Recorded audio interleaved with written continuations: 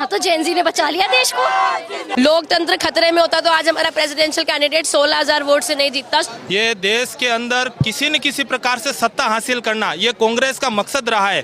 जब देश की जनता ने कांग्रेस को नकारा तो भारत के अंदर लोकतंत्र का गला घोटकर इमरजेंसी लागू की थी।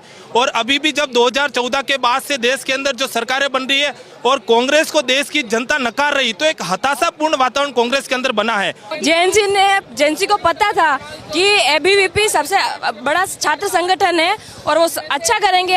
आर्यमान भैया को जिताकर उन्होंने बताया है, राहुल गांधी को जवाब दिया है कि जेएनसी आर्यमान भैया को ही सपोर्ट करती है, एबीवीपी को ही सपोर्ट करती है। कांग्रेस हो चाहे एनएसयूआई हो, जब वो चाहे विधानसभा के चुनाव में हारे, लोकसभा में हारे, उनके पास एक ही चीज है, अगर खुद जीतेंगे तो लोकतंत्र जीत गया, और उनके खुद के पार्टियां खुद के नेता हार जाते हैं तो फिर वो ईवीएम के घोटाले की बात आती है। राहुल गांधी बोलते हैं जनजी क्या है, जनजी से देश को नेपाल के जैसे हालत करते बोल रहे ना।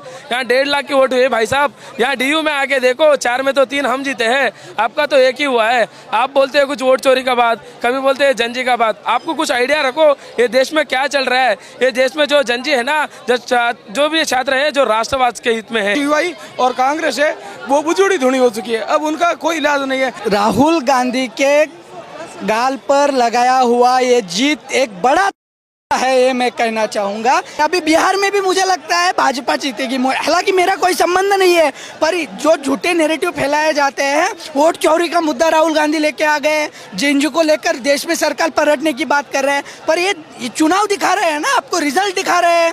निश्चित रूप से जेएनजी बचा ही रही है, एनएसयूआई को वोट ना देकर जेएनजी देश को बचा रहे हैं। जी, जेएनजी जनरेशन है, इसी ने आज विद्यार्थी परिषद को वोट करके जिताया है। नमस्कार, स्वागत है आपका प्यारा हिंदुस्तान पर। मैं हूं आपके साथ शेरिन और इस समय पर हम मौजूद हैं नॉर्थ कैंपस में। डूसू के चुनाव की अगर हम वोटिंग की बात करें तो 18 से 19वें राउंड की वोटिंग काउंटिंग लगातार जारी है, पर इसी बीच जो नतीजे अब सामने आ रहे हैं कि 3 सीटों पर यहां पर एबीवीपी बढ़त पर है और लगातार जीत की तरफ बढ़ती जा रही है। और यहीं पर हम तमाम यहाँ पे लोगों से बात करेंगे जो यहाँ पे स्टूडेंट हैं, वो इस जीत को लेकर क्या कहेंगे। जेएनजी को लेकर बड़े बयान दे रहे हैं, कभी कहते हैं नेपाल जैसे हालात हो जाएंगे, कभी कहते हैं वोट चोरी को रोकेगा जेएनजी, क्या कहेंगे। देखिए, जेएनजी वाला जो विषय है, ये देश के अंदर किसी न किसी प्रकार से सत्ता हासिल करना ये कांग्रेस का मकसद रहा है।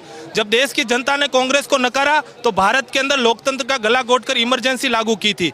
और अभी भी जब 2014 के बाद से देश के अंदर जो सरकारें बन रही है और कांग्रेस को देश की जनता नकार रही, तो एक हताशापूर्ण वातावरण कांग्रेस के अंदर बना है।